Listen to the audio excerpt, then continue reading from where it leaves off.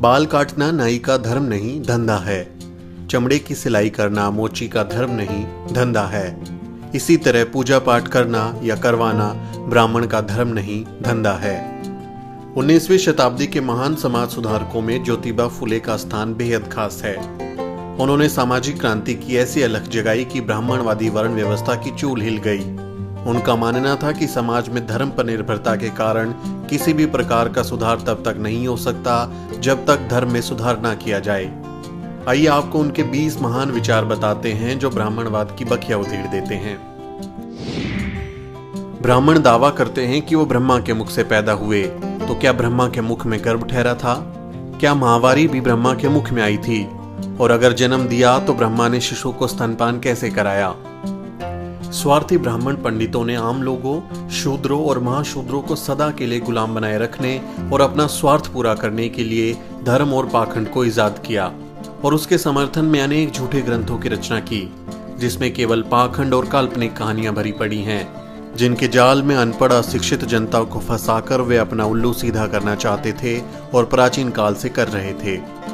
मंदिरों के देवी देवता ब्राह्मण पुरोहितों का ढकोसला हैं। दुनिया बनाने वाला एक पत्थर विशेष या खास जगह तक ही कैसे सीमित हो सकता है? जिस पत्थर से सड़क और मकान वगैरह बनाया जाता है उसमें देवता कैसे हो सकते हैं? अगर पत्थर में मंत्रों के जरिए देवता आ सकते हैं, तब तो मंत्रों के जरिए मुर्दों को भी जिंदा किया जा सकता है। अगर सबको बनाने वाला एक है और उसने सभी चीजों को सबके लिए बनाया है, तो फिर धर्म अनेक कैसे हो सकते हैं? जाति प्रथा धर्म नहीं है, बल्कि ये ब्राह्मणों की अन्य लोगों को नीच मानने की प्रवृत्ति है। किसी व्यक्ति द्वारा गुजारा करने के लिए किया गया कर्म उसका धंधा है, न कि धर्म।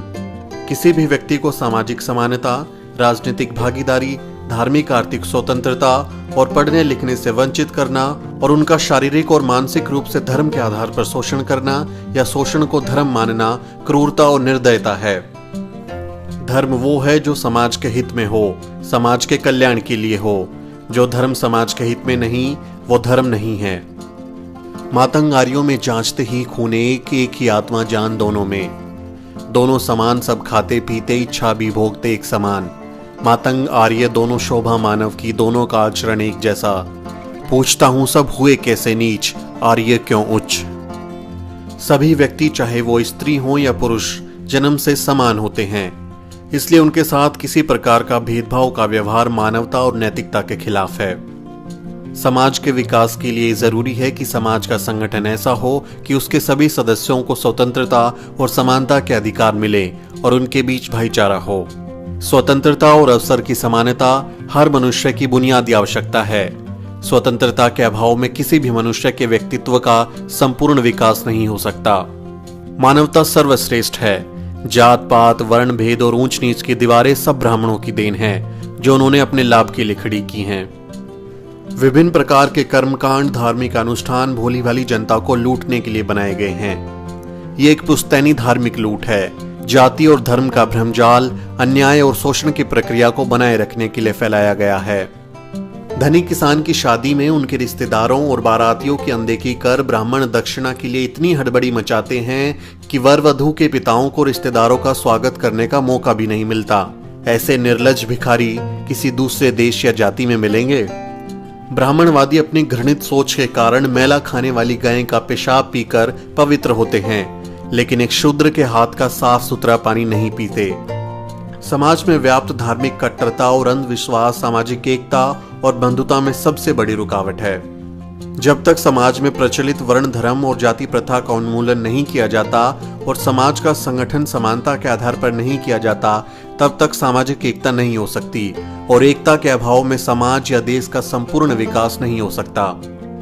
अगर ब्राह्मण विद्वानों को सही में सभी लोगों में एकता स्थापित करने और देश के उत्थान की चिंता है, तो सबसे पहले उन्हें वर्ण धर्म को जल समाधि दे देनी चाहिए और सभी के साथ समानता का व्यवहार करना चाहिए।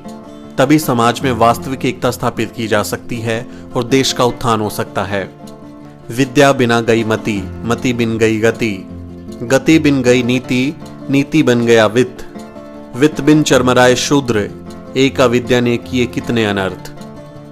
राष्ट्रपिता ज्योतिबा फुले और क्रांति ज्योति माता सावित्रीबाई फुले के ये विचार बहुजन समाज को हमेशा प्रेरणा देते रहेंगे।